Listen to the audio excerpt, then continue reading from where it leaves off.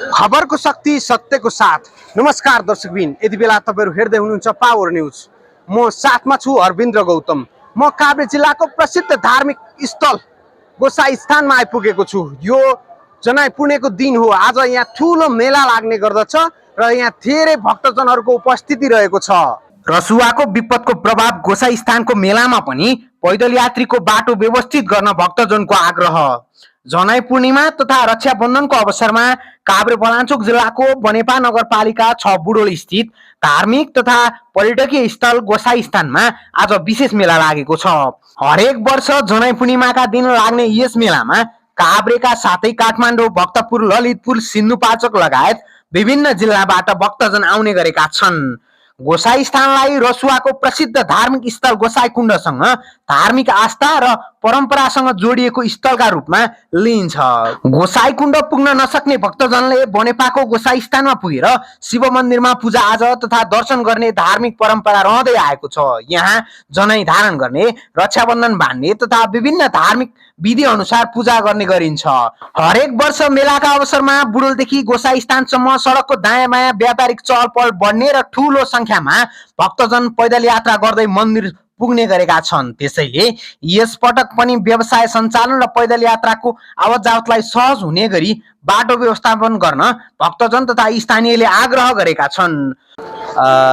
यो ऐतिहासिक धार्मिक एउटा पुण्यभूमि जो परापूर्व कालदेखि एउटा धार्मिक आस्था र विश्वासको केन्द्रबिन्दुको रूपमा रहेको गोसाई स्थान अझै बनेपा नगरपालिका वडा नम्बर 6 भित्र यो स्थान रहनु हाम्रा लागि गर्वको कुरा हो।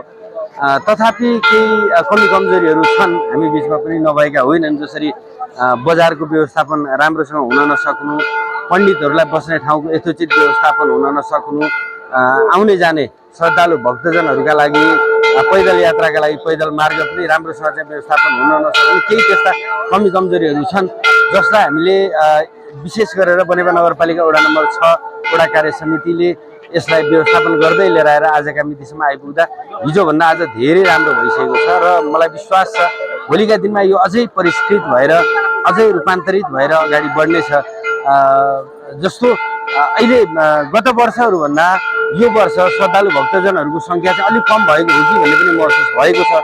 मलाई लाग्छ यो जुन यो सिन्धु के भन्छ रसुवा मा आएको जुन बाढी छ, जुन बाढीले मच्चाएको विदण्डा छ, त्यो कारणले गर्दा अलिकति भिड कम भएको हो वा दिउँसो यसको चाप अझै बढ्न सक्ने सम्भावना पनि रहेको छ र त्यसलाई व्यवस्थापन गर्नका लागि विभिन्न विद्यालयबाट स्काउटका विद्यार्थी भाइ बहिनीहरू, जिल्ला प्रहरी कार्यालय, इलाका प्रहरी कार्यालयबाट, रेड क्रसबाट लगायत सबैले जुन खालको एउटा भूमिका निर्वाह गरिरहनु भएको छ, साँच्चै सराहनीय कार्य भइरहेको। यस वर्ष भने रसुवामा भएको ठूलो विपत्तिको प्रभावले विगतको तुलनामा भक्तजनको संख्या केही कमी भएको देख्न सकिन्छ।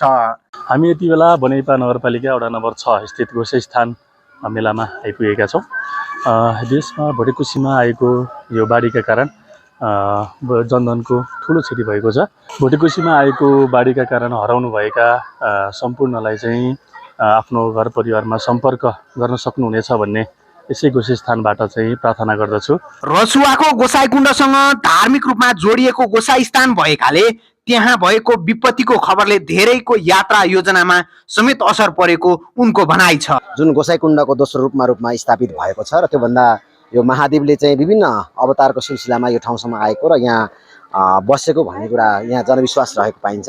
यहाँ चाहिँ हरेक जनाई पूर्णिमाको दिन 50,000 दर्शकहरूले यहाँ अवलोकन गर्नुहुन्छ र उहाँहरू यहाँ मन्दिरमा दर्शन गर्ने हुन्छ र यो बनेपाको लागि ऐतिहासिक र काभ्रे पलाञ्चोक जिल्लाको लागि पनि ऐतिहासिक ठाउँ हो र यहाँको व्यवस्थापनको चुनौतीहरू निकै नै छ, तर यसलाई व्यवस्थापन गर्ने क्रम चलिरहेको छ र यहाँ वरिपरिबाट चाहिँ ट्रेकिङको रूपमा आउनुपर्ने बाटोहरू पनि बनिरहेको अवस्था छन्। यो हेर्दाखेरि पक्कै पनि यसलाई धार्मिक रूपमा एउटा अन्तर्राष्ट्रिय रूपमा स्थापित गर्न सक्दा यो हिन्दू धर्मप्रति आस्था राख्नुहुने र अन्य धर्मले पनि आस्था राख्नुहुने सबै धर्मको एउटा साझा स्थलको रूपमा यसलाई विकास गर्न सक्यो भने यो पक्कै पनि हजारौँ लाखौँ जनता भएको यो ठाउँको लागि, यो सहर नजिकको एउटा तीर्थस्थलको रूपमा यसलाई विकास गर्न सक्दा यो सबैलाई राम्रो हुन्छ भन्न चाहन्छु। र यो जति पनि दर्शकहरू यहाँ धर्मावलम्बीहरू आउनु भएको छ उहाँहरू सबैलाई म स्वागत गर्न चाहन्छु। काभ्रे पलाञ्चोक जिल्लाको यो ऐतिहासिक ठाउँ छ र धार्मिक ठाउँ छ, यहाँ सबैले पनि आफ्नो आस्था अनुसारले यहाँ पूजा अर्चना गर्न पाउनुहुन्छ। धन्यवाद। धार्मिक आस्थासँगै प्राकृतिक सौन्दर्यताका कारण पनि गोसाई स्थान बनेपा क्षेत्रको महत्त्वपूर्ण धार्मिक तथा पर्यटकीय गन्तव्यको रूपमा परिचित हुँदै आएको छ। हरियाली वन जङ्गलका बीच अवस्थित यस क्षेत्रमा जनै पूर्णिमाको दिन विशेष चहलपहल हुने गरेको छ।